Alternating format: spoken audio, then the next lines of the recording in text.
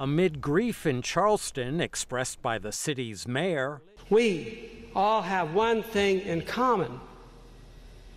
Our hearts are broken. Reports that suspected shooter Dylan Roof, by all accounts a troubled young man, was given a gun as a birthday present earlier this year.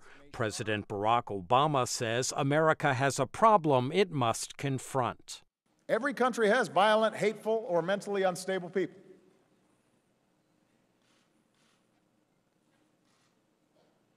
What's different is not every country is awash with easily accessible guns.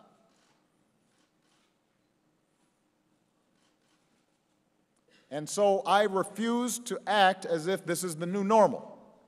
Already the issue is reverberating in next year's presidential race. Democratic candidate Hillary Clinton noted the Charleston tragedy followed shooting rampages at a Connecticut elementary school and a Colorado movie theater. We have to face hard truths about race, violence, guns, and division. How many innocent people in our country, from little children to church members to movie theater attendees, how many people do we need to see cut down before we act? America's biggest gun rights lobby, the National Rifle Association, has not shied from the fight. Wayne LaPierre heads the group.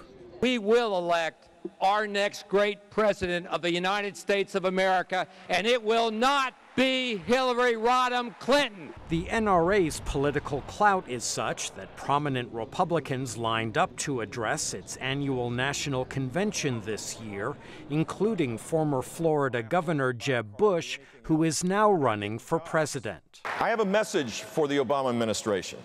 Why don't you focus more on keeping weapons out of the hands of Islamic terrorists and less on keeping weapons out of the hands of law-abiding Americans?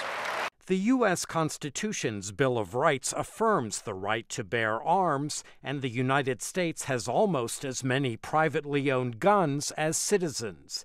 2 years ago, the Senate tried and failed to pass legislation to better scrutinize gun buyers. President Obama says such measures are politically perilous, but will be embraced one day.